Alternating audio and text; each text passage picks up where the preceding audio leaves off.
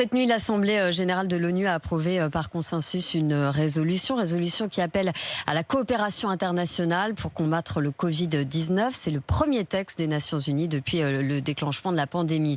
Au moins 50 000 morts, je le disais en début de ce journal, à travers le monde. Le cap du million de personnes testées positives a été franchi. Et aux États-Unis, la situation empire d'heure en heure. Près de 1200 morts en une seule journée. Les conséquences économiques sont également dramatiques. Cédric Fesch, vous êtes notre correspondant à New York. Cédric, ça paraît surréaliste vu le nombre de victimes, mais les États-Unis ne sont toujours pas confinés à 100%. Oui, 2 mois et demi après le premier cas de coronavirus sur le sol américain, les États-Unis n'ont toujours pas décidé un confinement complet de la population. Il reste encore une dizaine d'États sur 50 dont les habitants ne restent pas à la maison. Et cette nuit, il y a une interview qui va sans doute relancer le débat sur ce que doit faire le pays pour sauver le plus de vies. Le docteur Anthony Fauci était interrogé sur CNN, c'est un célèbre médecin de la cellule de crise contre le virus. Il vient dire la vérité dans les points presse quotidiens à côté de Donald Trump, quitte à contredire parfois le président.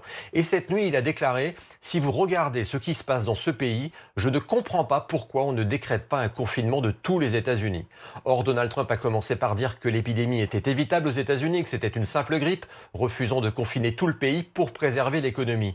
40 États se sont confinés au fur et à mesure en voyant le nombre de morts augmenter, mais le président voulait toujours rouvrir le pays à Pâques. C'est seulement depuis dimanche dernier que Donald Trump a changé d'avis. Il parle de 100 à 240 000 morts possibles, comme s'il fallait préparer le pays. Ça ferait plus d'Américains morts qu'au cours des guerres du Vietnam, Corée, Afghanistan et Irak réunis.